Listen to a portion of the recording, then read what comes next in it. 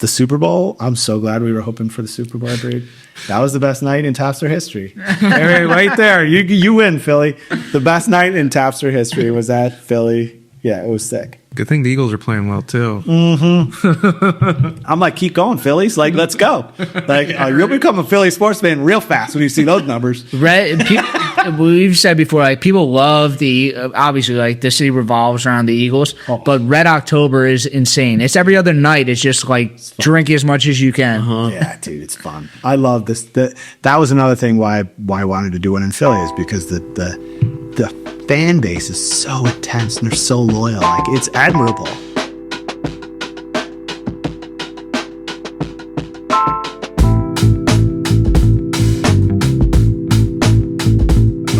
Welcome back to Brew That Podcast. I'm your host, Richie Tevlin, joined as always by Evan Blum. Hello. Before we get started, subscribe on YouTube, subscribe on Spotify, like, review, all that jazz. And thank you to our sponsors, The Beer Accountant. Hit up Patrick McDonald.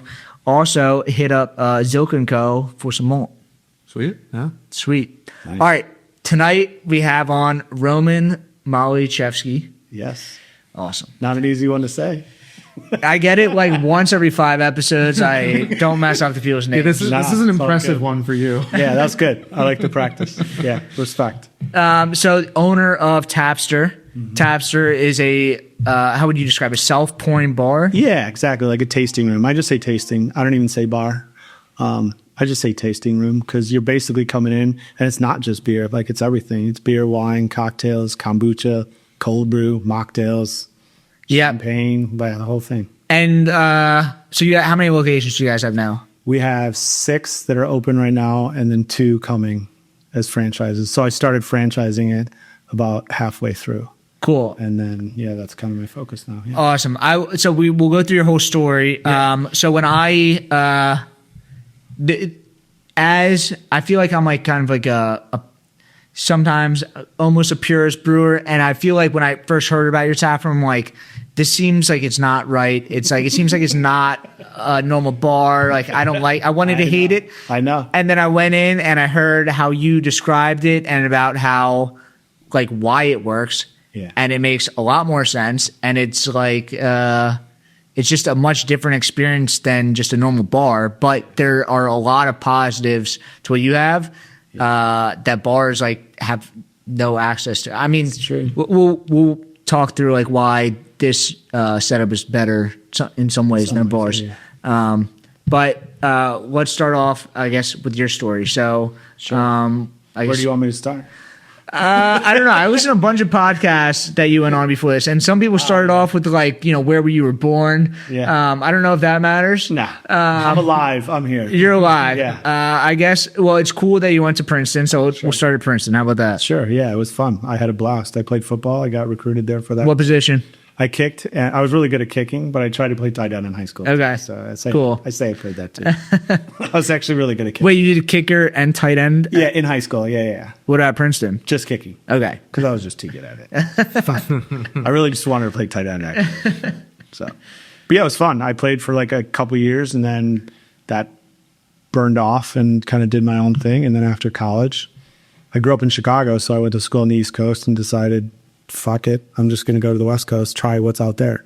So I picked San Francisco randomly, but all the tech shit was going on at that time. So it was like I jumped right into like a tech advertising firm, like the first website ads ever, right? We're putting them on. Like it was fun. So it was like the Wild West for a while. Did that for 10 years in San Francisco, then 3 years back in Chicago, and then kind of got burnt out and was like, I can't keep doing this. Like I'm making a ton of money and I'm not I'm like putting advertisements in front of people. Like it's annoying. So I took some time off. I traveled around all of Europe, Africa. I drove the U.S. and just came up with this idea to start a.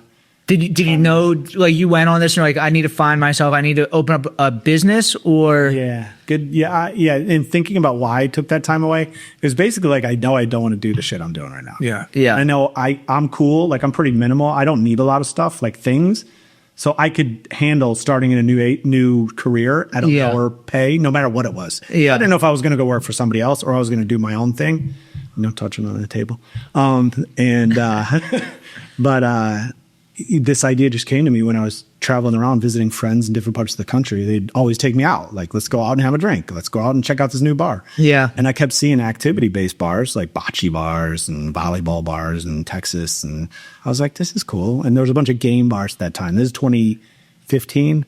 So there was a lot of like, the new thing was like arcade bars and like, you know, I got whatever, a million games in there. So I thought some of that, but I just saw this bar with the self-pour taps at the booths, and there was only like 10 booths, and there was no wall at that time. But I just loved the idea. I was like, this is so much fun. You just come here, give the server your credit card, and there you are pouring your drinks. I was like, this is perfect. And so I really thought incorporating that in like a whole wall buffet style would be cool. So I didn't know anything about what I was doing. I just went to that bar because I was like, that's what I want to do. Asked him where the company was that did it, and they told me he lives in the suburbs. So I went out there, met the founder, and it was like, you know, a guy. Does what? On the bar? Tech? No, he does the tech that allows for the self-pour drinks. Cool. Is it Pour My Beer? Pour My Beer, yeah. And that's Josh Goodman's the founder. But like, this is like, you know, he's a startup at this point. He's only put a couple of these around the country, and he's, you know, it's one guy in a place in the suburbs. And we just hit it off. He's one of my best friends now too. And so like when I was trying to figure it out, he basically said like, you don't know what you want to do. You've been in sales. You've done it for years. Why don't you come help me out, sell these self-pour taps to bars and places around the country? So I did that for like 2 years. Just getting to know the technology. Thinking that you wanted to do this. That I was going to do my thing. And he knew that too. He was like, okay, cool, but you'll learn more if you come. That's so cool, because not only are you learning the technologies that's the backbone of your entire business, but you're also seeing all these businesses like, this is what works, this is what doesn't work, this is the spaces that I need. It was much more valuable for me. Not that knowing the tech is not valuable, but seeing the market, just seeing what's out there. Who are the type of people that are doing this now? And how are they doing it? Mm-hmm. Yeah. I learned a lot of what I don't want versus what to do in that. Definitely. Yeah. What didn't you want? I didn't want it to feel like a quick serve restaurant. You know what I mean? I didn't want it to feel like a McDonald's when I told you that I was a little turned off, that was my impression of what it was going to be like. Yeah. When I first heard about Tapster, that I thought it was going to be like this very, you know, cookie cutter, like obtuse brand that like you could not connect to. It just felt like you were going in just to get drunk, and that was it. Totally. Yeah. I think that was like my biggest thing when I opened the first one in Chicago in 2017, which I'm from Chicago, so it made sense. But I was so convinced that like it's such new technology and could look so cheesy that I made it look as old timey as possible. Like I got the oldest barnwood I could find, a guy that used it for the whole tap ball, the whole part of the bar. Like it was as raw and old school as I wanted it to look like a tavern. So the two in Chicago look exactly like that. But so you have some technology in it that is, I've been to Tapster, but I've also been to other self-pour bars that are not done correctly. Got it. You know, they don't have the digital menus. They don't have the prices on there. It feels very, there's something missing to it. And it's just like, it feels like they didn't want to pay a bartender is what they felt like. Exactly. Which I think a lot of people will fall into, and people don't want that. Like they can just go to the bottle shop and grab a bottle. Yeah. Some bottle shops let you drink there. In Chicago, you can go and hang out. Yeah. But for me, I knew I needed it to be someplace that you want to hang out to first. Mm-hmm. And like, it's cozy, it's cool. It's like, feels like a bar. Yeah. It feels like a proper bar. But yeah, a lot of people don't care about that. And the other big mistake I've seen people do is having a full bar there with bartenders. That's so confusing. And then you have the tap wall over there, and it never works. People never use the tap wall. Why would they, dude? They're used to like their bartender. Like, what's your habit? Bartender. It's been happening for what, 500, 1,000 years? Maybe more. So yeah, it's really changing their whole mindset. So for us, not having a bar and a bartender is really a cornerstone of what I'm trying to do too. But we can't sacrifice the like personal aspect of somebody like a bartender hanging out and talking to you. You don't want to walk into a place and just be like on your own. Mm-hmm. Yeah. And like, oh shit, I can just like, this is weird. I'm standing around like I'm in a whatever movie theater. Yeah. So a big focus of mine and what I'm always like on my teams about is like, get out there and talk to people. Be the whole, like you're the whole vibe. It's your party. It's your like room, right? I want it to feel like it's somebody's house when you walk in there. I mean, there's swing sets, there's stadium seats, there's like a bunch of little nooks you can hang out in. I want you to just feel like, oh, get my drink when I want to. I sit with my friends. Yeah. It does feel like that. And sometimes I walk into, again, I don't mean to relate your store to, but like when you walk into some like retail stores, like a shoe store, some shitty ones, you walk in and it feels like there's a lot of stuff on the wall and no one's talking to me. When you go to some of like the higher end places in like Center City or New York, there's a professional salesman that comes up to you, makes you feel at home, makes you feel comfortable, talks to you about the brand, everything. Like, not, I want you to buy this. Like, what are you looking for? And that's like, Tapster has that. It feels like you walk in and it's like there's a connection. They kind of explain to you how it works. It's a warm welcome. Thank you. Yeah, that's a big deal. That's like probably the biggest deal to me, because the biggest pushback when I started this and had this idea in my head was like, but what about the person who wants to go there by themselves? Mm-hmm. Like, how does that work? Because I like going to a bar by myself. I mean, it's Chicago after all, so there's a lot of people go to bars by themselves. Yeah. Let's be honest. Wait, why? Why is that a thing in Chicago? It's a big drinking town, dude. Okay. Like, and there's a lot of like dive bars all over the place where people are like, yeah, I'm just going to go have a pop by myself, hang out, see who I talk to. And so I wanted to make sure that if that dude or lady comes into the bar and wants to hang out by themselves, go hang out with them, dude. Yeah. They want to talk to you. Trust me. Yeah. Yeah. Making sure that's a priority. So I had not been to the Tapster in Chicago. How is it different? And are they all the same or? No, they're all different. So the one in Chicago, I had two there. I sold one right after COVID. And then the one that's in Lincoln Park now it's been a bar, like this space. Imagine like a neighborhood like this, like a smaller neighborhood or a residential neighborhood in the city. And it's just on one of these corners. But it's been a bar in some form for like almost 80 years. Cool. So just change over. So it's like we've tucked into a neighborhood and cozy booths around the whole outside and a lot of, woods and stuff. Yeah. Tons of plants too. I'm a big on plants. All the Tapsters have a ton of plants. I mean, again, it's like, it feels like it's alive. Yeah. Yeah. Dude, I love plants. So I was just obsessed with them being, so they all.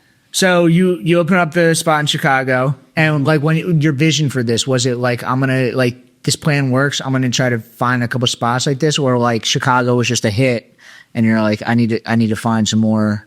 Honestly, I think it was more of just like a fluke. Like I wanted to open a bar, but I was just like, that's it. I wanted to try this concept and see how it went. Mm-hmm. I never thought that there would be more than one. Wow. Maybe in the back of my mind, hoping and dreaming. Sure. But the this grand is my vision. plan. I'm going to 2 and then 3 and for no. Yeah, not cross country. I mean, you're Seattle, Philadelphia. Not a chance. Yeah. It was just like, I want to open a cool place and hope it does well, make some money, and I can live off whatever. It doesn't matter to me. So first Chicago. Yeah. Was Philadelphia next? There was 2 in Chicago. So first one in Chicago and then 2. And then a buddy of mine from college who lived in Seattle and worked in like tech, he was like a CFO type in a tech organization in like what was it? Zulily, I think. It was like a kids clothing site that they IPO'd. Yeah. Made a ton of money. He's done real well. So he's like, dude, I love what you're doing. Like, I'd love to just help you bring it out here. So he helped me bring it out there. I didn't know about Seattle. I mean, I'd been there maybe once or twice, but I went out there and learned so much about the beer scene out there, which is massive. Mm-hmm. And we lucked out finding a spot in the Google building in Seattle. In the Google building? In the Google building. And we look over the lake. There's a couple lakes in Seattle, but Lake Union is right there. And we have this huge patio that looks out over it. So it's sick. Like 4th of July, fireworks are right in front of you on the lake. Wow. And then New Year's, you look on that side of the patio, you can see the Space Needle and the fireworks. Like it's a crazy spot. So that one was fun. Supposed to open in 2020. So like I drove from Chicago to Seattle March 3rd of 2020. And when did the one in Chicago open? 2017. Cool. Yeah. So cool. 2017 and 2018. And then 2020 was supposed to be Seattle. But did you move out to Seattle as well for you? Drove, dude. Yeah, I moved. We drove out on March 3rd, and that's literally when COVID started. And it started in Seattle, like right outside Seattle. And so people are like, "Are you here in the news? Like, what do you think?" And I'm like driving through Wyoming. I'm like, "I'm good, dude. Like, nothing's gonna happen." So I get out there, and like they're like, "Dude, it's serious." And everybody's starting to mask and like figure out what's going on. And I'm like, "Can we do construction now? Like, can we keep going?" Some of the guys were like into it, some not. So like we had to pause it for. Also, if there's any business that was COVID, self-serve business. Like the last. Yeah. Like building a bar, I think you're good. Was it a second gen spot? No, first gen, dude. It was brand new. What was your experience like that with the build out? Yeah, that was my first build out because the other two were previous bars. Yeah, it was. I found an awesome contractor, and it was fun going through a space that it's like all your own. Like you can do whatever you want and figure it out. It was really cool. But that what I didn't take into consideration is the floors are all concrete there, but you're in the Google building. So there's a ton of fiber and like all these intense cables in our floor. I'm like, shit. So all of our plumbing, like for the bathrooms has to go up. Like, yeah. It was a nice addition to the build out. You add your tap line, like YouTube goes down. It's classic. But no, I had to, like, it's all these glass windows, a garage door, but the patio is really the gold maker there. Like the patio's huge. It's gorgeous. People love hanging out. I wanted it to make, I went from those dark bars in Chicago, which are just Chicago style. And I moved out to Seattle where I knew it was dark. Everybody says like in the winter, it's dark. It rains all the time. So I was like, let's build something bright, white, and happy. So it's all white and pink. I thought like, what's the most happy random? I obviously like the color too. So I just threw that out there and it just hit, man. We smashed. That's still some of the biggest years of any Tapster right there. Okay. Yeah. What's the process like educating a consumer on a self pour? Yeah, I think people come in and they're excited. They're either excited because they're like, wow, this looks fun, or they're way overwhelmed and they're like, dude, can somebody just serve me a beer? Like, this is dumb. And you're just walking through them like, hey, you're in control here. You're at a tasting room. Basically, you can try whatever you want. Our recommendation is try a little of everything or whatever you're interested in. Because why would you pour a full glass of something that you don't know if you like it yet? Like, that's kind of the point. How much control do you like? How much information does it give you? As for like, I'm assuming you know the pour size. Yeah, pour size. What's like the average pour size? 4 ounces. 4? Yeah. I'm proud of that. I'm proud of that. I like that. Yeah, it's a good amount, dude. You're going around trying shit. I'm like an ounce. I'm like down to an ounce. It's not because I get so many all the time. I'm like, a little pop here, see if they're good before I. So I've heard you talk about your taps are like these like pop out systems. So there's people because people don't know how to pour their own beer. The first year was brutal, dude. That was hard learning. Like nobody could pour the beer, right? Like our whole time was just up at the wall, helping people like, you got to pour all the way, pull all the way. Even if you want to do a little, because we're out there preaching, just pour a little, just pour a little. So everybody's like, okay, I'll just pour a little. And like, what that does. Just straight foam, dude. Straight, literally probably for the first 2 months, it was just a battle. It was because we were packed too. It was like the first self pour there. It was nuts. Like there were lines to get into that Tapster in Chicago, and like the whole time people were like, "What's with the foam, man? Your beers suck." Yeah, you suck. I was like, "Wow, this is a nightmare. I have to be nice now to these people." No, but so then I heard from Micromatic, which is where we get our like equipment. Yeah, shout out to Micromatic and Chris there, but.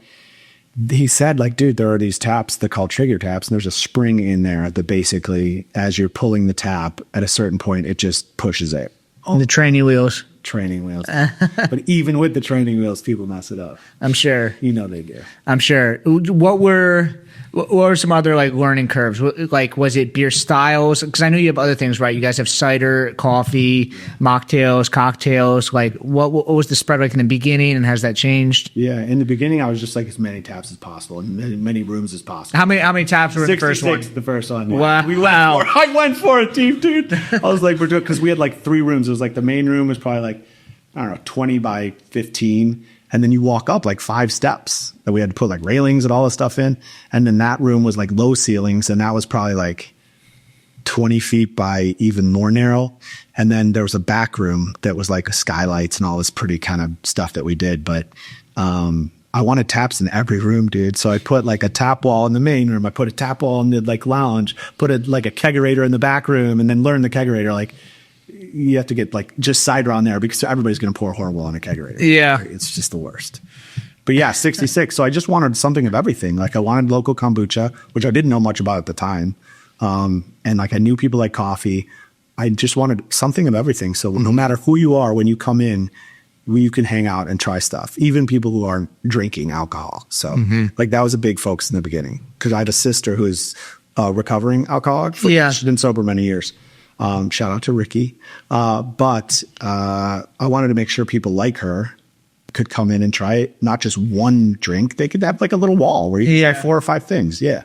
And that's funny because that's kind of where the brewery model is kind of moving in that sense of anyway, just like having the options to be able to try everything or have something for everybody. Community space. Yeah. Yes. exactly. Like, it doesn't matter what you're doing. Like, we got you. It's not like the margins on non-alcoholic are less or worse for us as the guy selling it. Yeah. It's almost better. Yeah. Like, people are selling spirit-free cocktails for like $12. Yeah. What do you think the margin on that compared to alcohol? Yeah. No way. Yeah. It's kind of out of control. Get on board. Let's roll. Yeah. Like, what other things? Can you see like how many different beers people try? Yeah, so we can see like what the most popular thing of that night was, of that month was, of that time of day was. Are there like stats that pop out to you like you weren't expecting this, or is it like mostly can you see like they start off with one thing and then end up something else, or is it like, you know, kind of like different seasons, people are drinking different things? Yeah, I mean there's a hardcore seasonality that lays over the whole top, right? So like then the style of beer is what you see being drunk more. So like in the spring, then the summer, there's a lot of sessionables. There's a lot of sours and ciders. As you get in the fall, they start leaning into the wheats, like in the pilsners and lagers. And then as soon as Thanksgiving comes, and you can start like throwing out yam beers and pumpkin ale. I think that your model is very conducive to having a lot of sours and a lot of unique beer styles. Amen. It's because you can have a small amount. Totally. I don't know if you've ever been to the Coca-Cola factory. No. So in Atlanta? Yeah, you go through the tour, and at the end, it's like, here's like 10,000 different types of soda From around the world. from around the world. It's really cool. And you try a lot of them. Most of them taste like toenails, and it's like they're disgusting. But I'm not trying, like, I'm not going there and like drinking a Coke. You know, like I'm going there and I'm trying like a little bit of like these, like trying to find the most unique like sodas I can find. Yeah. And I feel like your model, because you can pay by the ounce, is very conducive to that. Big time. That's what I want. I want everybody to come in and try as much as you can and want to. I've actually been toying with an idea, which I know putting it out there. I put it out there more because then I'm accountable to it. And maybe it'll happen with me, but I realize that like somebody might try to bite it. But I do think there's room for a Tapster for high school kids, where it's in every town in the US and it has just a ton of different sodas and juices and like, but a really cool place to hang out for them. So they feel like they're going out, you know, like, oh, we're going out, but it's like where high school kids go out. I don't know.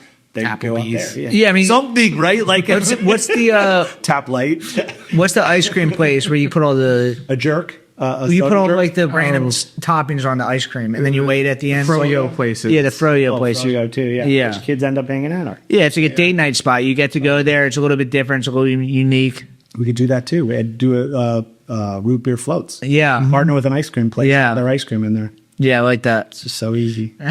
Anyway, that's a big idea of mine. I think that would be fun. So if we'll skip to the future of Tapster, we'll just skip all that middle, right to where I think I want it to go. It's stuff like that. Having like new ideas with it. Don't let it sit as just a place where booze is. There's THC drinks coming, right? So why not do one that's just THC? And that's it. We got those kind of drinks, and you just hang out. We got bean bags and fucking those hanging nets that you can hang out in. Yeah. Some moon You lamps. sign a waiver when you come in. It's not a big deal, dude.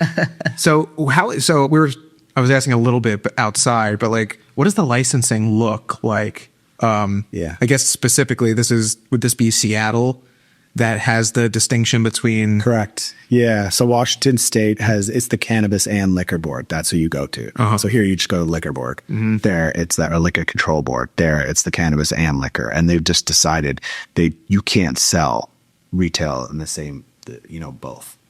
What about for alcohol? Because I mean, there's laws in alcohol in PA that like you can't serve physically intoxicated people. Like, how does that work? Like if you're just serving yourself. Yeah. So the cards, like the tap cards that we have. Yeah. I think I have one.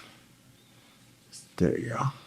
Yeah. That's a tap card. So it's just an RFID card like you get at hotels. But Cool. That card connects to your credit card. And then when you go up, you tap that. It reads who you are, shows your name on the board or on the screen in front of you and how much you spent. As you're pouring it literally shows you how much you're spending. So that also shows us how much you've been drinking. And so it stops you after 2 servings of alcohol, depending on what the ABV is. Got it. Cool. Size. Yeah. So like 1 serving of beer under 10% is 16 ounces. So then 32, you get cut off. The card stops. On the screen, it just says like, see one of our staff to check in. And we have somebody who's there hanging out, being like, "Hey, what's up? Let me see your card." I'm like, Do a field sobriety test. yeah, it's kind Send of like it back. it's an instant thing. You're not really asking like, "Hey, are you okay? Can you alphabet backwards maybe?" Yeah. But like it's a quick gut check. Like, and that's part of the team that you got to train a lot. Like that's serious. It's not just like, "Hey, grab their card and do whatever." Like, do a check. Like, see what they're up to. Just say hi. Yeah. Like, how's your night going? Like, they'll quickly know if somebody's sloppy. Yeah. You're like, and you're like, maybe That's good. stop. Like every 2 drinks, you get a reality check. Like, do I want to keep drinking or not? Exactly. And 2 drinks of a cocktail, we're calling it 6 ounces. So 12 ounces of cocktail, it stops you. Wine, 5.1. So 6.2, they're stopping you. Cool. Kombucha, you can drink forever, dude. Just keep going. What's the percentage on those? Like, just Kombucha? Yeah. It's less than like Well, they're caffeinated too, right? or something. Oh, wow. Yeah, dude, it tastes like pop, which, growing out, that's like, I love flavored different pops, man. So Chicago. that's the Tapster Light, dude. That's what I'm saying. All a bunch of different custom pops. That would be great. Grape. You can do coffee too. It's like there's a lot of different things you can do. Exactly, yeah. Yeah. And there's like dirty something. I forgot what it's called. Dirty Chai? soda. Dirty sodas. Yeah, What's that's dirty soda? You add some kind of flavoring into it, into a soda. Okay, yeah. And it creates like a juice kind of thing. Got it. I don't know. So many fads. Definitely. I'm trying not to be one. Definitely. So you started so Chicago, Seattle, Yep. and then it was And then Philadelphia. after Seattle, I got a call from a regular right around COVID from one of my Chicago bars who's from Cleveland. Okay. He'd moved back to Cleveland with his now wife, but he was like 26, 27. He's like, "Dude, I can't keep doing the job I'm doing. Like, I hate it. Yeah. I love Tapster. I read that you guys actually franchise. What do you think?" And I was like, "Cleveland? I don't know shit about Cleveland, but let's go." So he's a really good guy, super nice. His family's involved. So like they're great people. So I went out and he became my first franchisee. So like in that first 6 months of opening the first Tapster, I would get somebody that'd come up to me during the night once a week, once every 2 weeks. That would be like, "Is this a franchise?" And I'd be like, "No, why?" And he was like, "I don't know, man. It just feels like one." And I was so insulted. I was like, because the only franchise I knew was McDonald's, basically. So I was like, "This sucks. Like, Well, McDonald's is what worth the hell am I doing wrong?" $500 billion. Yeah, so. exactly. Then there's that, and so I was like, "Cool, maybe I should look into that." Like, and I didn't know, so I started learning a bunch. And then you can get all the paperwork done pretty. It doesn't cost that much to have yourself like franchisable. And what, you just kind of give them the playbook, you kind of hold their hand through it, and then you just like kind of oversee to make sure that everything is done correctly. Exactly. Yeah. Cool. And as you get bigger, what I've learned is I brought on partners who've done this before with other companies. And like, you need to have a good infrastructure for these people coming in, because their success really relies on like not just the bar itself and how it runs and how it operates. It's really like the whole way you look at the business to make it last longer, the way you tie into the community, the way you have to be like part of. I mean, that's part of the franchise model, right? It's like if they didn't want to be connected to you and be paying you the franchise fees, then they would have done it yourself. But they're buying a winning model. That's the whole thing. Big time. And it's in their hood. It's like, I want people in their neighborhood who love their neighborhood. Yeah. Like, dude, I want to bring something cool here and I want to be the person to do it. Yeah. And be around and hang out. And you bring like cool stuff together too. Like, So in the hood, what's the difference between the different locations, you think? Do you notice like different drinking trends or anything? they drink much more cider out in Seattle and W. Do you think Coast. they always have, or is that a more recent thing? The whole time that I've been out there, it's been the case. Yeah. There's just interesting. really crazy fresh fruit out there. Yeah. And they just annihilated. Yeah. It's so good. We had to add 3 more taps. Like, we all started with 3 and just added 3 more. Wow. It's going so fast. Yeah. Cider's growing pretty fast here too. It is. We have 3 taps here that are always popping. So yeah. If I did anything, I mean, I have 9 IPAs, so I guess I could downplay the IPA, but Yeah, everyone says a year of the lager, cider's coming back, but like still like the majority of it is like most people are drinking IPAs anyway. dude, that's just, everybody died. I remember the year of the lager. That was sick. Everybody keeps saying it. They're like, "Dude, craft lagers, man, do it." Like, we always have 6. Like, I'm not worried about it. Someone texted me the other day and they're like I just read somewhere that like people aren't drinking beer anymore. No, I'm a like, lot. well, it's still the 3rd most drank beverage in the world. I don't think that it's going away anywhere. No, but a lot of people said there's so many articles written about that. I almost feel like they're trying to push that on us now, because I keep hearing it and not seeing it. right? Yeah. Like I don't see it, but I keep hearing it. So maybe they're trying to kind of push that narrative. So There's a lot of negativity. I mean, I've seen, and I think there's a lot of negativity about a lot of stuff. The Philly Mag just wrote an article the other day about how Percy, which is like a new restaurant around here, was like the most disappointing restaurant in like the year here. Ouch. And Philly Mag just got trounced by everybody. It was just like, who are you to write an article about this? It's just like, we're here to support everybody. And like, there's a lot of negativity that like nobody else is feeling. Why? Like, what was the point of this article? no, you're not gaining anything. Like, no, at all. I do love the restaurant scene in Philly. Yeah. Coming from Chicago, I definitely have a good bar. Like, there's great restaurants and bars. In Chicago, what's the difference?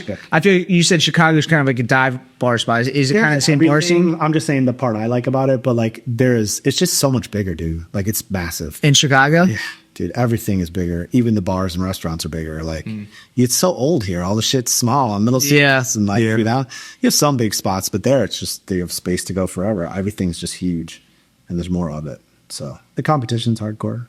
In Chicago? Was it like closer to New York?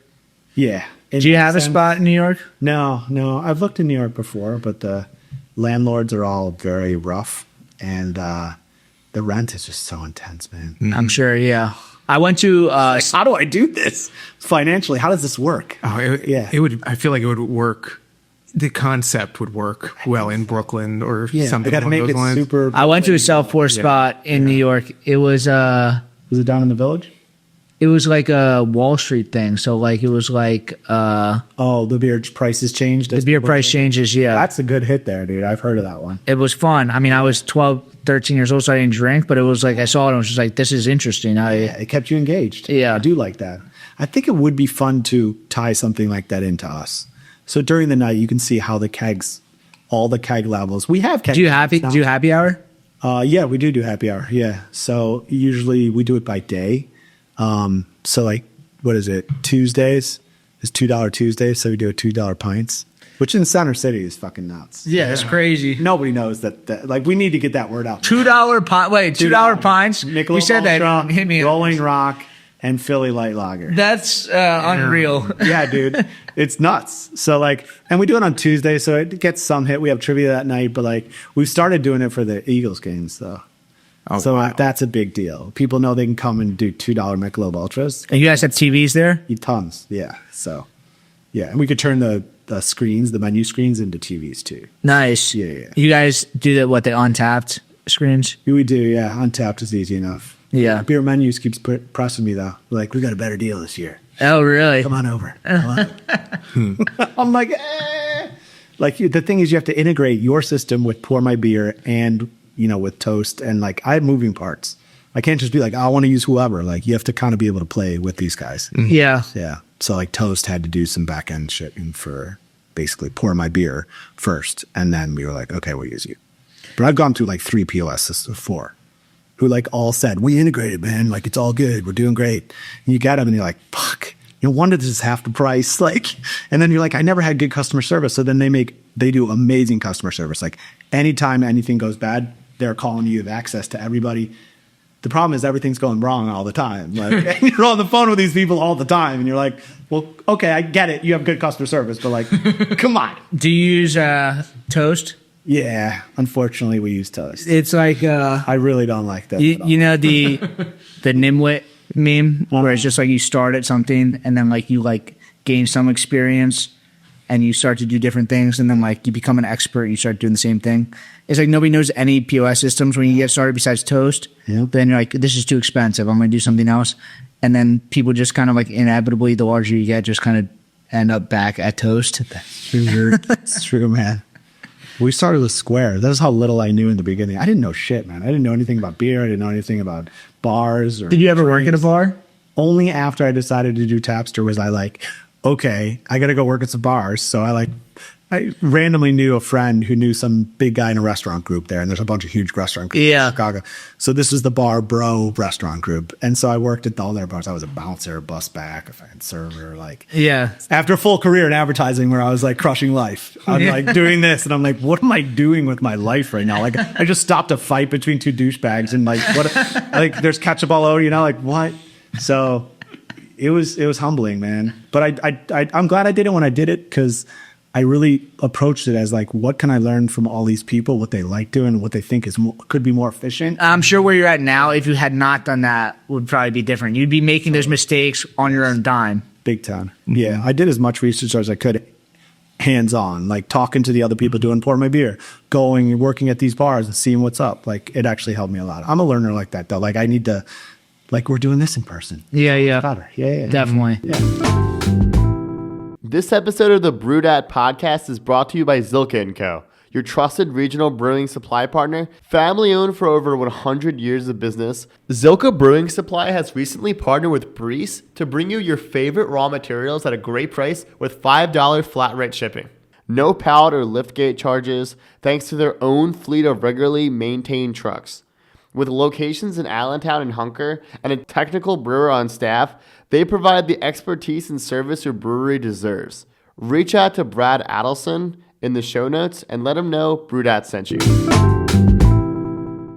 Hey, brewery or small business owner, are you tired of navigating complex brewery accounting and taxes on your own? Staying up late working on financials and getting your finances in order after a whole workday? At The Beer Accountant, they understand the unique financial challenges of the craft brewing industry. They're a CPA dedicated to helping breweries like yours thrive, with services ranging from qualified bookkeeping, business tax prep, to strategic financial planning. Stop wasting time on spreadsheets and focus on what you do best: making great beer and running a small business. Servicing over 50 breweries in 4 states. So if you own a brewery or small business, stop overpaying for reactive support and start being proactive with The Beer Accountant. Don't brew that IPA without this CPA. Visit beeraccountant.com to learn how their specialized expertise can help your brewery grow, profit, and succeed. The Philly location. When did the Philly location open up? Yeah, so after Cleveland, I had been wanting to move to Philly personally because my mom lives in New Jersey, my dad's in Baltimore. Yeah. I'm getting older. So I was like, you know what? While I've got this time with them, I want to live closer. Mm-hmm. And I'd come to Philly for years. My grandma's actually from here on my mom's side, Germantown. Oh, nice. Shout out to Germantown. And Grandma Ruth. But yeah, but she had moved away from there a long time and ended up in New York for many years. But like, I always had something in my mind that like, oh, I had a relative from Philly, and like my mom had spent a lot of time here, and I knew. I mean, you went to college at Princeton, I not knew far. Friends from college that ended up here, or their friends ended up here. So I'd been coming to Philly and hanging out and partying and just kind of doing bomb runs where I came in for a night and was hurricane around the city and then left. Yeah, it was great. But when it came time to moving, I was like, well, it's obvious. And then I started really researching the bar scene and what's going on here, like approaching it as if I want to do this versus let's go be a hurricane. Yeah. And I saw how sick it was, like, and it was just growing. Like, everything's getting better here as far as I've seen since moving in 2022. Everything is getting better. I mean, the Michelin Star's about to come here too. Yeah, dude. Like, it's just it's slick, dude. I love everything. Like, the food game is good, and like the style game is getting really good with the different restaurants. Like, I want that. That's more fun for me. Yeah, you see the James Beard Award, like how many people are coming from Philly. It's dude. Philly food and beverage scene is doing great right now. It makes me happy. Yeah, it makes me proud. So your location, though, in Philly, it could not be more center of the attention of anything. Like all the hottest bars are like enormous volume bars are right there, and you are on the corner immediately right there. It's insane. Was that the idea that you want to be in the action? Yeah, because the other two in Chicago are like in cool neighborhoods and chill neighborhoods. What I thought was cool and where people hang out that think are cool. And then Seattle was just like, let's go full corporate. Like, let's go in the Google building, do this whole. And that's really like just all like during the work week and everything. Yeah, exactly. The weekdays, all weekdays are killer. Yeah. But then when I got to Philly, I was like, dude, I found all these different locations where I know people love them and they're there, but like, why not just plop it down where people can't miss it? Yeah. So like, I knew the whole formula has fucked with me a bit because the rent is so high. I've never had to pay that kind of rent, like for being right there at that time in 2022, like brutal. Yeah. So I'm figuring that out, but it's still a lot of fun and the volume is nuts. Like the Super Bowl, I'm so glad we were hoping for the Super Bowl, dude. That was the best night in Tapster history. Right there. You win, Philly. The best night in Tapster history was at Philly. Yeah, it was sick. Good thing the Eagles are playing well too. I'm like, keep going, Phillies. Like, let's go. Like, you'll become a Philly sports fan real fast when you see those numbers. We've said before, like, people love obviously, like, the city revolves around the Eagles, but Red October is insane. It's every other night. It's just like drink as much as you can. Yeah, dude, it's fun. I love this. That was another thing why I wanted to do one in Philly, is because the fan base is so intense and they're so loyal. Like, it's admirable. Yeah. I've got those people in Chicago. I know those people in the sports, like White Sox fans. I know. But recently it's been like sad Chicago. Yeah. That's what Philadelphia was like 10 years ago. Very much about all the teams. The Cubs apparently are doing okay. But they still love it. They love it. Yeah. Like, they're not aggressive about it. They're No, like, join our party. Yeah. Let's hang out. Like, we can talk some shit, but we'll have a good time. Philly people are like, get the fuck off my side of the street, dude. They're like, you suck. Your fucking family sucks. And like, I hope you guys all, whatever. But that's why I had to learn real quick in Philly was that sports band. Like, and I just wear green on those days. Dude. So I'm not gonna fake my bullshit and start wearing their gear. Like, I can. But I will wear like green and I'll wear maroon. Fuck yeah. Because I want them to win, dude. Yeah. Yeah. It's more fun here when they win, dude. Definitely. The Super Bowl like win afterward, we were packed, door charge and all this stuff, and you're full, door wristbands. Yeah. And then they won, and within 10 minutes the bar was empty. And I was like, you know what? We've already won. Let's just shut it. Yeah. So literally, they were all gone within 15 minutes of the game end. We closed the bar, pulled the gate. I was like, dude, just have a good night. I'm going to go out and hang out with you. Yeah. You also, Yeah. the crowd coming in after is not what you want to deal with. It's Yes, just like, thank you. Cut your losses. Thank You have won. Let's go out and celebrate. Risk and reward. Yes. Like, you got to measure that. Every little thing now. It's like, is it worth it? You sure? But that's a funny point, though. We started the first in Chicago. The standard like bar license is until I think 4 a.m. In Chicago, really? And there's a 6 a.m. one you can apply for. What? Wow. Yeah, dude. It's real. It's real, dude. So like the bar next to the first one in Chicago was a 6 a.m. bar. So my whole staff would get off at like 3, 4, whatever.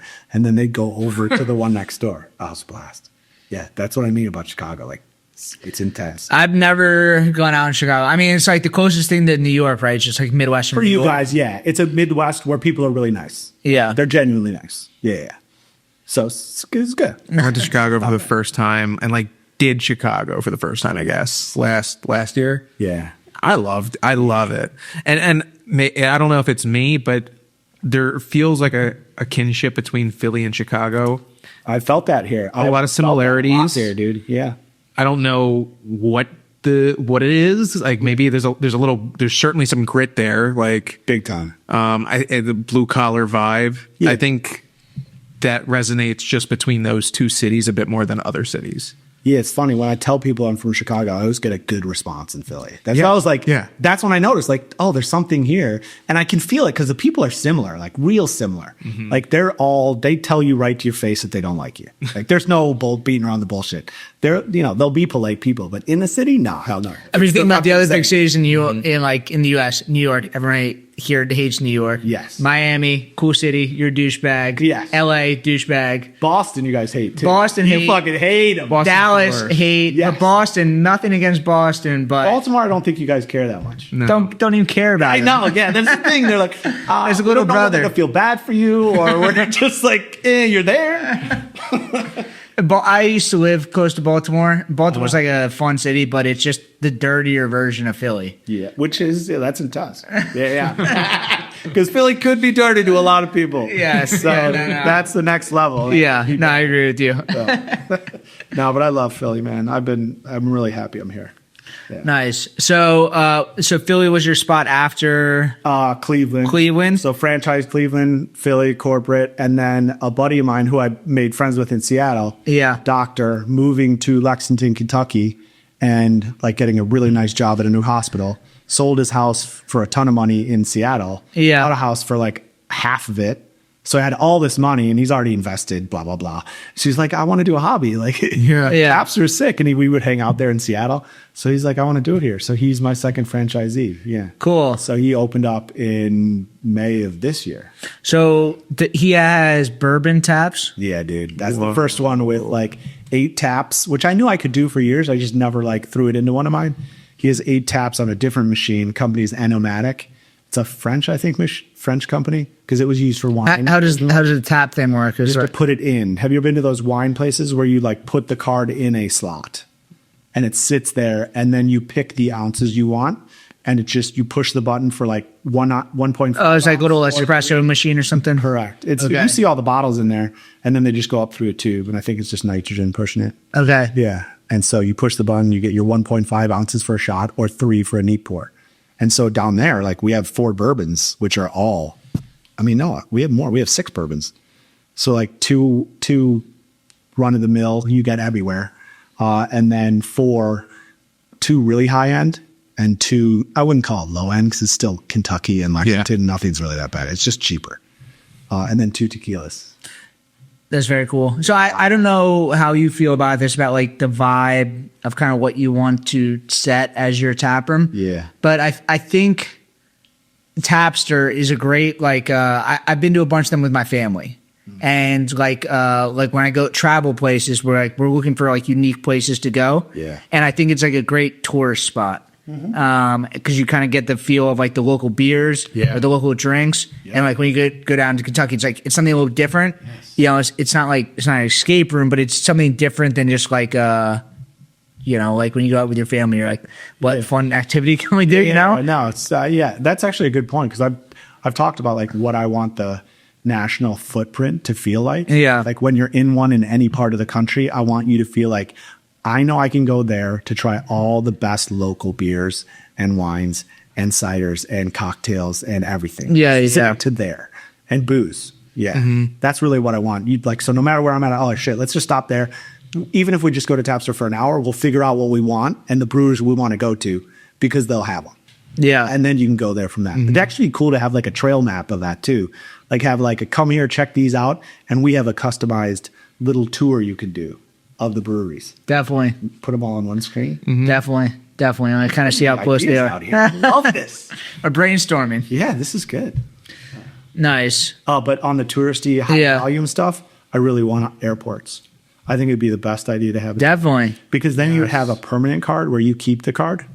And then you have to get it reactivated every time you come. We'll have to ID you and look at you. But then we'll just reactivate your card and you keep going. And then you have your card on file, and this is like your card. And instead of going to the lounge, you just go, because all lounges suck now. Because everyone is just like the worst. Everyone wants to be a part of the lounge. Like, no, everyone's part of the cool club. Now it's not cool anymore. Exactly. That's what I thought about TSA Pre for a while. It's like now everybody's got it. And now it's shorter to just not get it. Yeah, exactly. They added a new one too. I know, but my dad has it. It's like the eye scan. Yeah, clear, dude. Yeah, clear. Yeah. I got that too, baby. But of course, Philly's the only airport. There's no clear anywhere. Like literally none of them. Like it's gonna be the new iPhone where you just have to keep upgrading each time. It is. Yeah, they keep more and more of your information. Yeah. Really cut off a finger for the next one. They're like, oh, you just show them the finger. Yeah, cut it off. Like, put me in the front of the plane now. That's funny. You never know. So do you see like different parts of the country that you think might be next? Yeah, so the Lexington being in a college town by fluke, right? Just my friend moved there.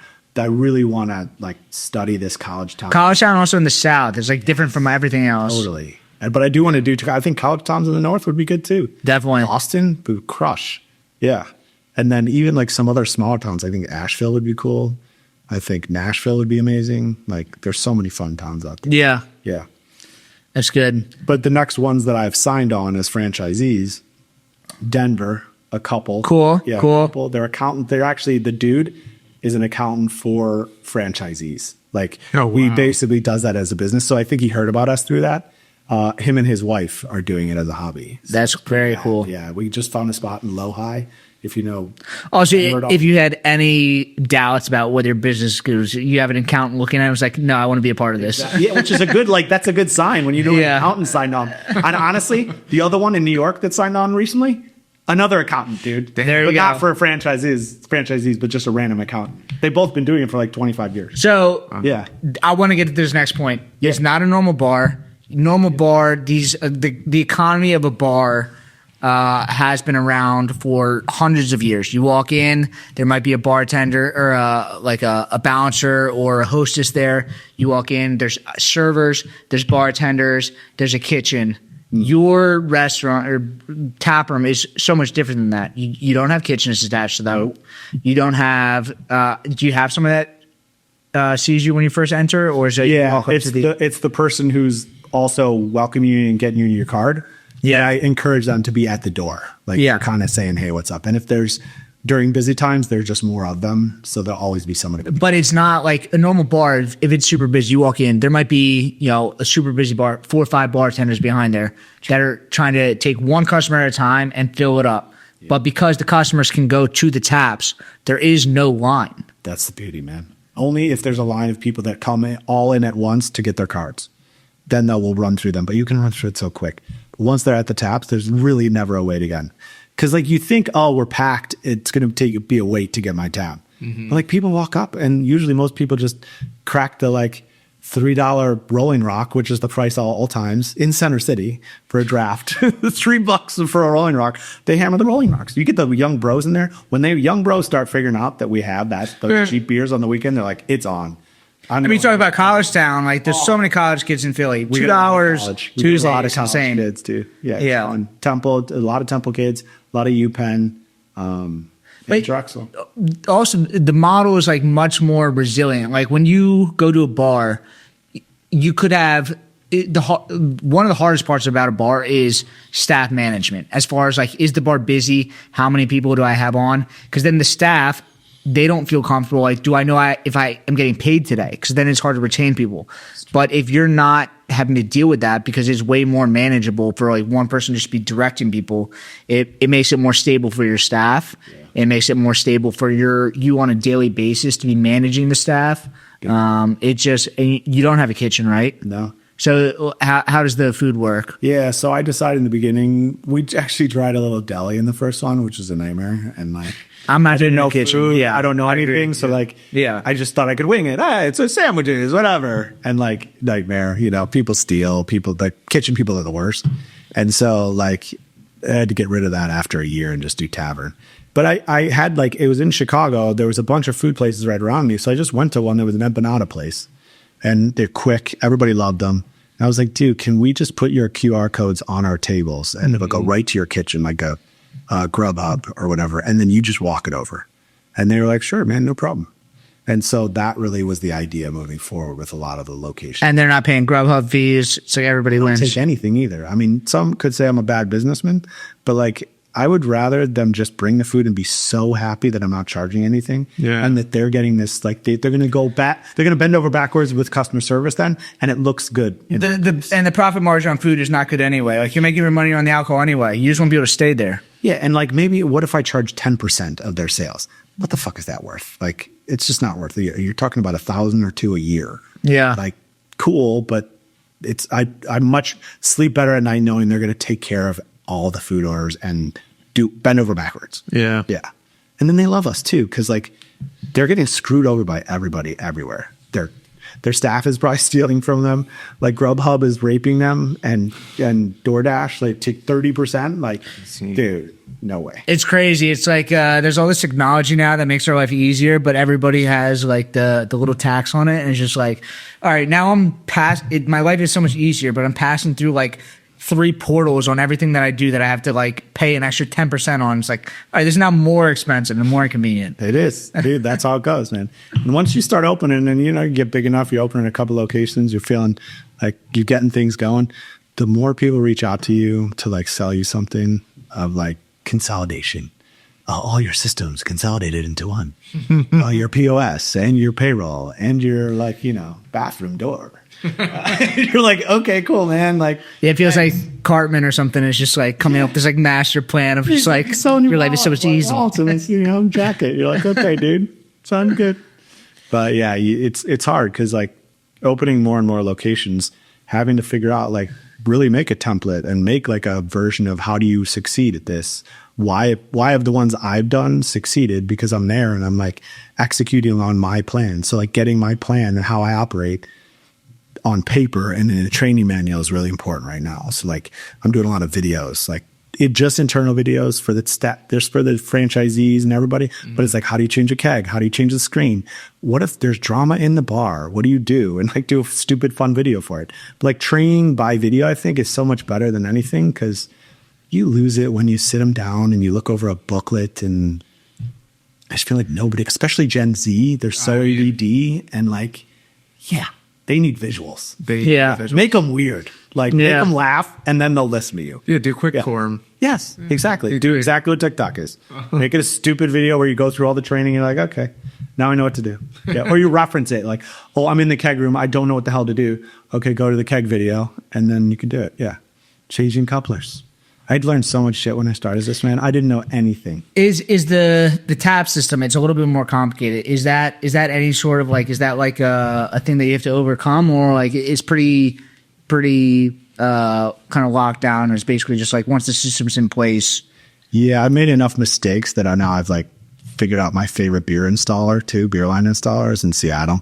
And so I just flew into Lexington to do that one. I'll probably keep him doing that. He's just too good. I've had too many beer installers across the country. Like the one in Seattle was a nightmare. I was just like, this is the worst. And the guy in Philly sucked too.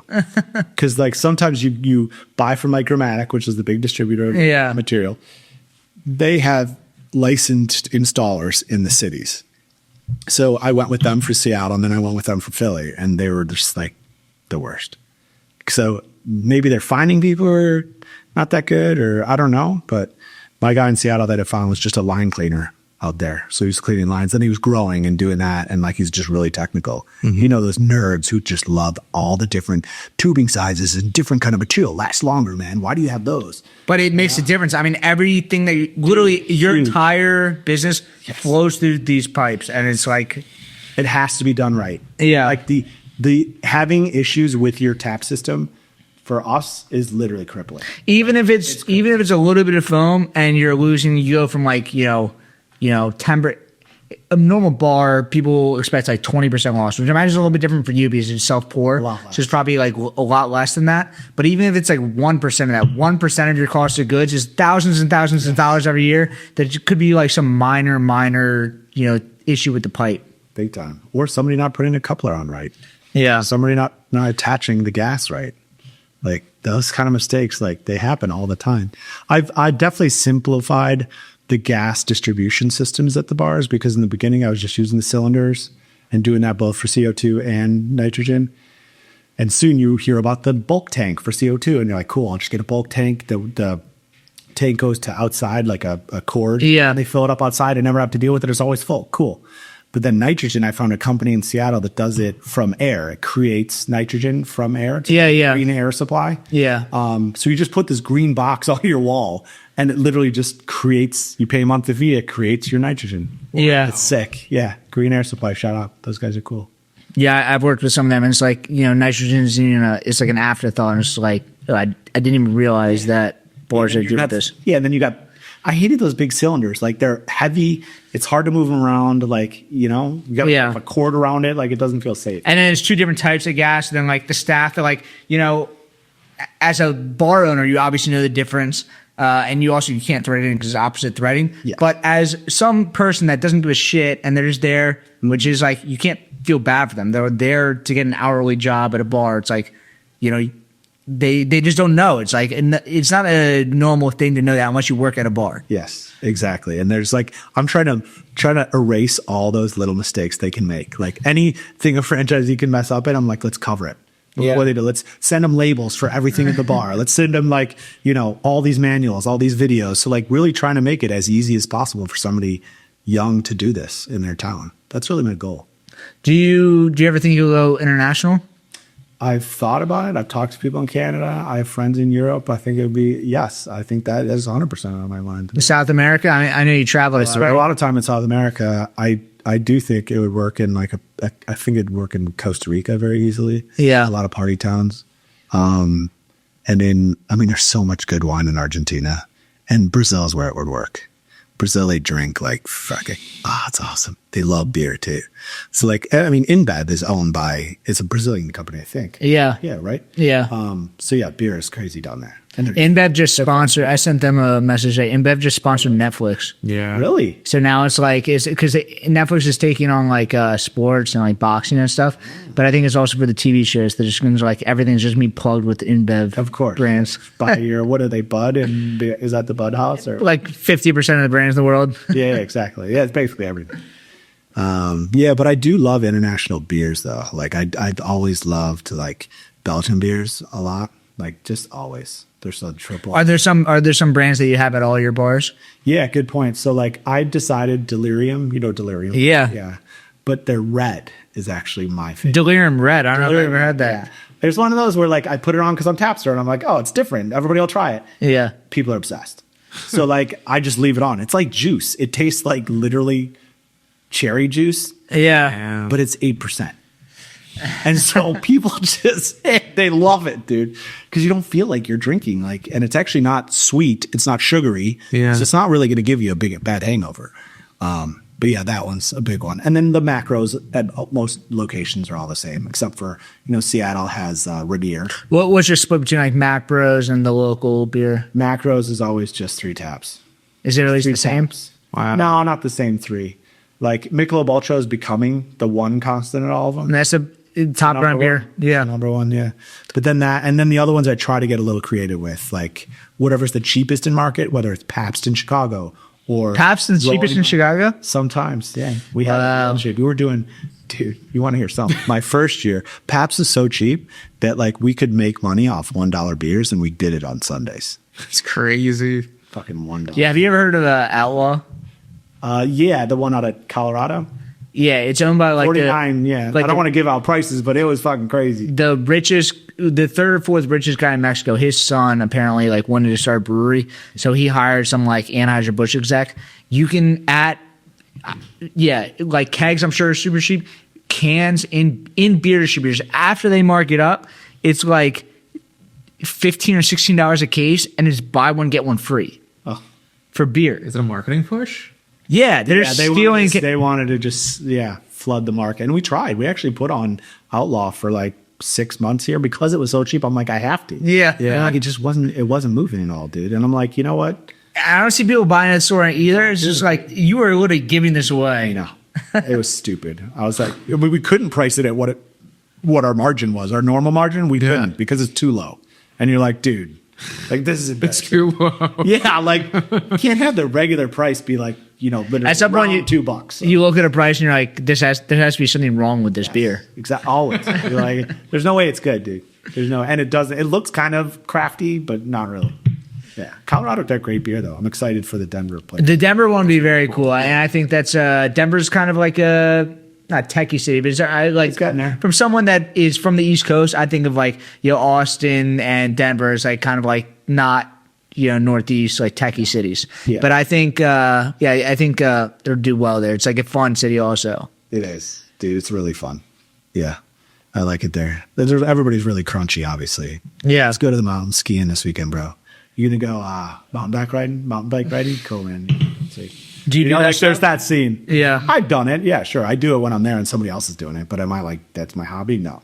Are you bouncing back and forth between like kind of all the locations? Yeah, I'm constantly moving around, and then the new ones I'm going to like see the locations and designing them and all that stuff. Yeah. That's my favorite part. That's really what I want to do. Is we grow and hopefully grow faster. Is like I want my job to be designing and picking locations. That's really my favorite. That's like, I mean, and that's talking to exciting. franchisees. You know what I mean? Like getting these people fired up. Like it's a big deal to invest in these. You know what I mean? Sometimes it's $300,000. Sometimes it's $800,000. Like that's a lot of money to be like I'm just going to throw into a business. To what? To like build it out? Are you? Yeah, to build out the Tapster. And are you helping them kind of like find The locations? whole time. I'm right next to them the whole time. I got a real estate team that works with them. And then we always find a local broker because they can find all the best stuff. But yeah, everything from colors to negotiating, like that stuff's fun for me. I like negotiating, so I got no problem. Have you always had like a design eye? Yeah, weirdly. I don't know. I think I've always thought that. What were you doing in like, it was advertising simply just like sales? Sales, dude, yeah. Which you have to be creative, but not like that. Yeah. But yeah, I don't know. I think my mind just started going that way. at a young age, but then I really got in, like I play music. So I have an outlet with like that, and I paint. So like there's a whole side of me that is really art focused. And that's a lot of my family are like that too. So we've kind of always been like that. So the whole business thing and being a business dude is like just funny to my friends because they're like, that's not you. yeah. What are you talking about? Like you're talking about how to run a business. You're like, dude, you're just that guy. Like you're just, like there's no way. So it's been funny getting into this role because it's not, I wouldn't say it's not who I am, but I don't know. It's not what I talk about usually. But you've found a way to get in a business that is not a normal business. It's a bar one. And then it's not even a normal bar. It's like a new type of bar. Totally. Yeah. I flipped it. I had to flip it upside down. See what happens. That's cool. It's been fun. It's been a lot of fun. Yeah. I think, a lot of people feel the same way that I felt when I first saw Tapster, where they're like, maybe not like normal people love Tapster, but it's like people that are like super into beer may think that this is like different.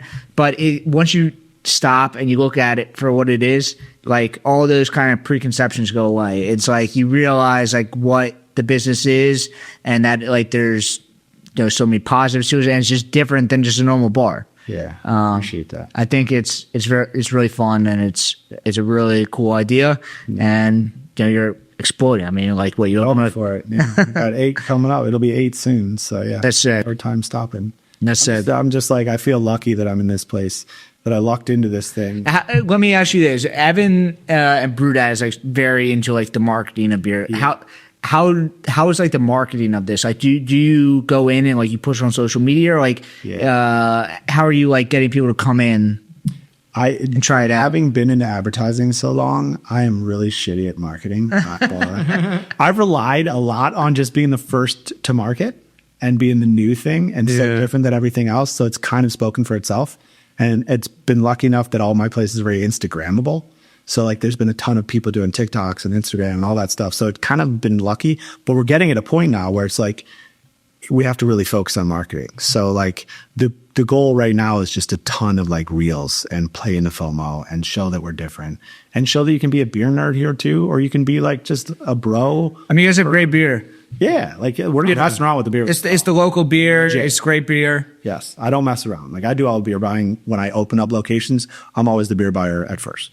Cool. Because I actually love it, like secretly love it, because there's always new shit. Like I am that guy who loves everything new all the time. That's why I'm in the right job too. I want to keep building new things. But like with beer, you're never bored, dude. There's only new one coming out next month.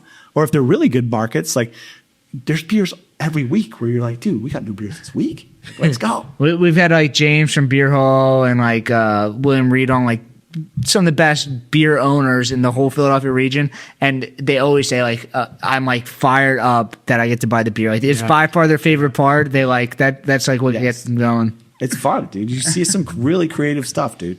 Really creative stuff. You included. What? Well, thank you. Yeah. I'm going to stop and pause there. Thank you. I will just a little. I got to focus on you for a little because you're being modest.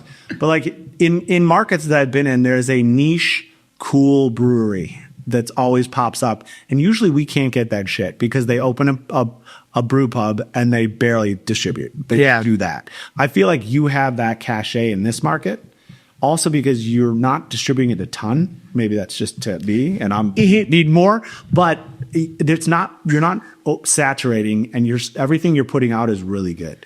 I feel what I'm saying about you, about like people have the wrong idea about you, and then like they realize like what Tapster is. I feel like I get a lot of that same energy towards me. They're like, you are a contract brewer, you're wholesaling, you are a fraud, and it's like. Yeah, well, fucking go try it. And it's like, I took my own personal approach to this problem that was like, how do I attack the brewing industry? And this is my personal approach. The same way that like you saw, like, I'm coming at this from my personal angle. Yeah. And, you know, I feel like it is a cool thing. I don't know. Totally.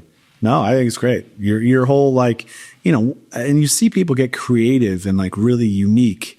Because we look at, my job is literally looking at as all the local brewers and who's cool, whose beers are rated well, what are they styled. Yeah. So I see them all the time. All the new ones, all the ones that go out. R.I.P. Iron Hill, dude. Like, yeah. That actually makes me sad. I love that brewery. Those people were really nice. Lappy. Yeah. Shout out to Lappy. He was amazing. Yeah. So like that was a bummer, man. But anyway, you see all the breweries. And so when you see somebody like what you're doing with, look at how creative the stuff you're doing in, like just the effort that it takes to do that means that your beer must be good too. I'm not in the cool brewing crowd. I don't get invited to the cool beer stuff.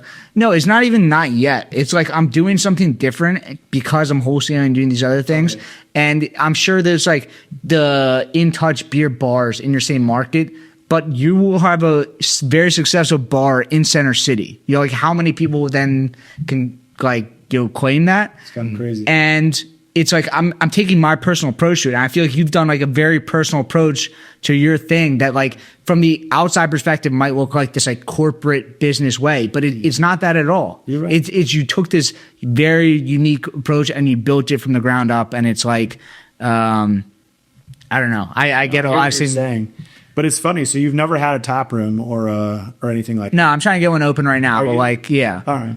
But yeah, the idea is like, you know, like I didn't have any other options. Like I don't have any money. Like I was trying to avoid bringing in outside investors. Now I'm bringing in some outside investors to like kind of get it open. How much space do you need? It kind of depends. I think minimum I need like 2,500 square feet because I want to do I'm not going to run the kitchen. I have somebody else who's going to run my kitchen for me. Yeah. But like, it's this like balance between like, is this too small or, you know, like, too large? Like I don't know. Like it's really like kind of space. It's space dependent. Like some places could be smaller that are better, but some places are kind of like it's a larger space. But like I feel like I could do that business there. Big time. There was a brewery in Chicago. I forgot the name of the actual brewery, but they joined like 4 breweries that they were all friends. Yeah, and basically. They used to all contract and they bought a space like a warehouse. And then they did Pour My Beer walls just for and like 10 taps for each brewery. So it was like, you know, you go to this brewery and there's all the beers. You go to this brewery. So it's kind of a cool mix on that idea, which I thought was pretty cool. Yeah, it's cool. But what was that? Brew District Brew Yards is what it was called in Chicago. I think they just closed, sadly. There's a lot of people closing, man. Business is not easy. You know, yeah, especially it's like there's just a lot of outside forces. Normally, like when the economy sucks, everyone starts drinking, but now there's weed and all these other things. And we were just talking on our last podcast. There's just no regulations towards weed in a lot of states, and it goes towards when there's no regulation. Now the government's not getting money, and people are not spending money on the stuff that's bringing taxes to the government anyway. So nobody wins. No, it's like they need to figure it out. Like either you make it legal and you tax it, or you make it illegal and then like you make sure that it doesn't happen. Like we're in this weird in between zone that's like it doesn't make any sense. It does. It gets weird, and I think people are nervous in general, just in I don't know the world. People are in general, and I see it in different markets like Seattle. There and the West Coast, they're a lot more, you know, hesitant and spending less. Midwest, there, Chicago, they're still rocking. Lexington, Philly, for the most part, they're crushing it. But yeah, I mean, it's just tough, man. When you see breweries that you thought were great, like Iron. What's the Seattle beer scene like? You said more people are drinking cider. Is it less people are drinking beer? Definitely cideries, but it's hardcore West Coast IPA world. Really? Oh, dude. West Coast IPAs are coming back, but I imagine on the West Coast they're actually coming back. There's a bunch of hazies too, but like the hazies are not where it's at there. Like it's the hop bombs like that, and it's like fresh hops too. That's once a year. It's a real thing. Right now it's the same. Before I moved out there, I was like, fresh hops, what? And so everybody's selling you their fresh hops. And like, you got to get on board. I'm like, I'm not buying anything that far in advance, whatever. And they're like, no, you got to reserve it. I was like, okay. So yeah, no, out there it's hop bombs and ciders, I guess. That's about it, man. Yeah. There was some weird Brazilian cider that was like almost milky out there. Really? Yeah. I'll have to get the name of it and I'll send it to you. It was wild. I wish I had that name. It's a cider? Yeah, it was like a weird cider. It was like it looked milky. There was no milk in it, but it had that consistency. So it looked weird when you poured it. It looked like literally like sake, like unfiltered sake. But it tasted like gold. Oh, it was so good. And we were just hammering half barrels. It's like, we try everything as a 6 first because I wanted to turn over. And if it sucks, I buy a bunch of weird shit, like dill pickle sours. Like, you You buy like a Sixtel. If it works, cool. Buy it. I thought the dill pickle was something that like everyone's like, you They didn't all like it. tried like one. Yeah, I'll try a little ounce. bit. Yes. Yeah. And then it ruined the line for like the next two cleans, dude. They're like, yeah, oh, for sure. And we put a beer on afterward. I was like, oh, fuck. It's definitely going to taste like a fucking pickle for at least another beer. Do you ever pour root beer? Yeah, we have a dedicated root beer tap. Okay. So I don't ever do anything. But what was that one? Ain't your mama's root beer or something? Yeah. They used to ruin lines. We Victor used to make a root beer, and we had specific like the stainless steel was the same, but we would have to change out every single gasket. That was just like a little tiny gasket.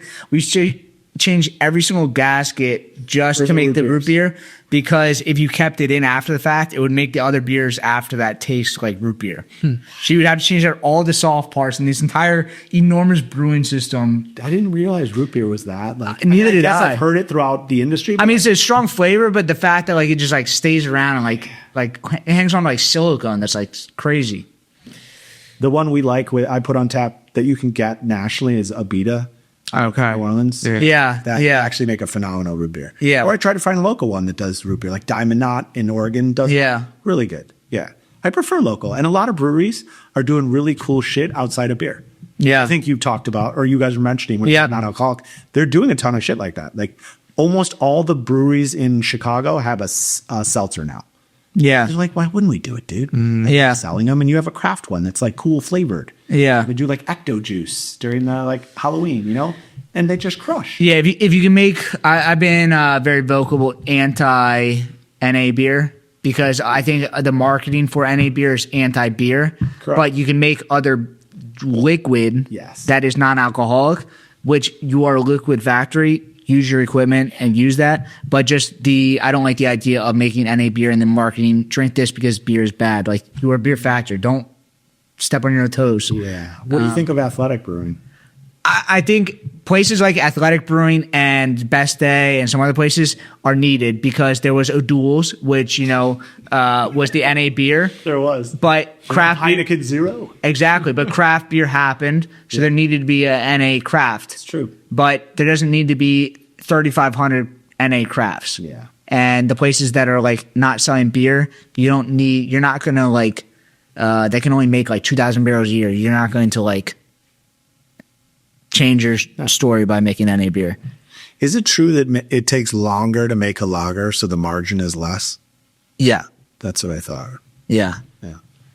Yeah, I can't really make lager. No, you're not going to make money. Yeah.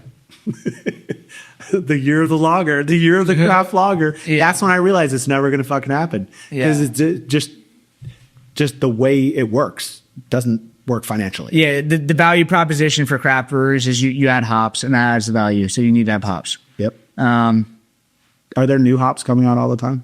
All the time. Yeah. We can keep writing that. I don't know why people turn away from hops. They built us. Let's keep writing them. Yeah. Why not? Why not, dude? They're fun. It's creative. Yeah. Yeah. So we've been going now for an hour and 20 minutes. Cool. What do we have going for? We can promote for Tapster for you. Yeah, sure. So just you can check us out at Tapster Philly or Tapster Seattle, at Tapster Chicago, any of those. Come in. We have $2 Tuesday trivia, and then for all the Eagles games, $2 pints. That's insane. That's not. Yeah, bring in your own food. Like, we have places that we partner with. You can order in. They no fee. They bring it right to your table. Those are right downtown. You go anywhere. Downtown, we got rooster food. We got dumplings. We got a bunch of good stuff. And then a pizza joint, Joe's. Shout out to Joe's. We love them. But yeah, that's a big deal. And then we're adding more stuff, dude. We're gonna start doing bingo on Wednesdays. We're gonna do we'll do a lot of fun. So Cool. yeah. But I appreciate you letting me on. And I appreciate you coming on. This was fun. Yeah. And, when we have people on that aren't just like the normal thing, like Tapster is a great place and everybody should check it out. And you have also a great story. So Thank you. a lot of fun. One last thing, I do need to plug the franchise. So if anybody wants to get out and open a Tapster, we would love to bring you on board, bring you Cool. in the team, and help you crush it. I mean, like we said before, you guys have accountants We calling to get in. Yeah, come on. The Great accountants are business. in line. So yeah. Nice. Yeah. So that's all we have. You can follow us at Brewdat, at the Brewdat Podcast. Subscribe on YouTube. Subscribe on Spotify. 5 stars, please. And comment tell Evan he looks nice on this video. Let's get some SEO. Appreciate it. There you go. Awesome. Thank you, and we'll see you guys next week. Thank you.